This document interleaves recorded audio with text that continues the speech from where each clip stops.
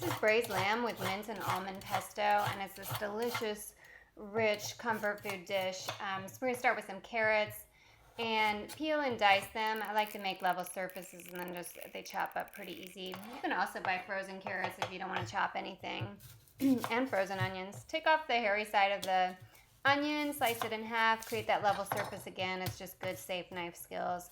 Chop it up. And then chop up some garlic, a couple cloves of garlic. And I like to hit it with the side of the knife to get it out. If you're unsure, just do it however you normally do it. I want you to keep all your fingers and digits. So now we're making a mint and almond pesto. And I've got some almonds in a Ziploc bag. And I'm just pounding it with a big spoon. And that just makes them kind of chunky. And I can stop if I want them thinner or thicker or whatever. Dice up some mint, put in some salt. And I like this wide zester for presentation for this dish. And zest that orange and throw it in. You can also add some olive oil or garlic here, but this is just sort of a purist pesto. And if you don't want to do all this, then just throw in a bag of frozen peas into the dish and don't do the pesto. That's also delicious, and I've done that before.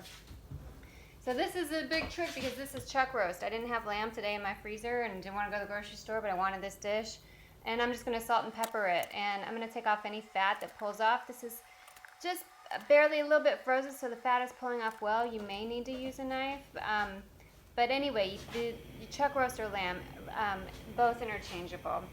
So I'm making this instead of in batches in 2 pans, and so I like the non-stick 12-inch skillet because it's shallow, and that promotes searing instead of steaming a lot better, and then I don't have to do it in batches, but I do have to sort of deglaze the pan. So I'm going to throw in the onions.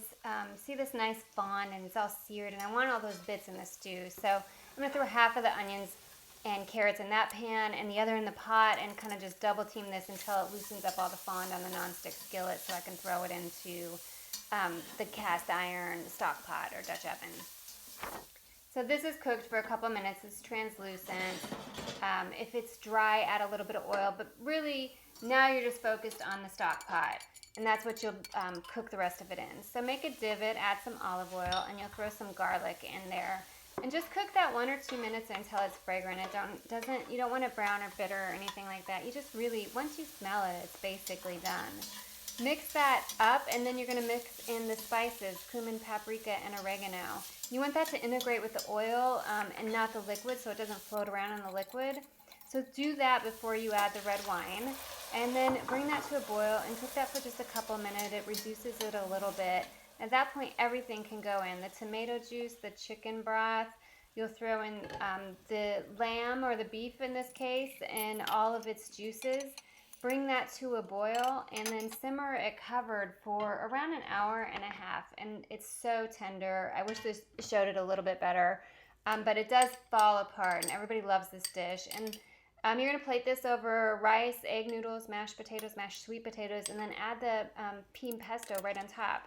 And you can find the recipe at eatsimplefood.com.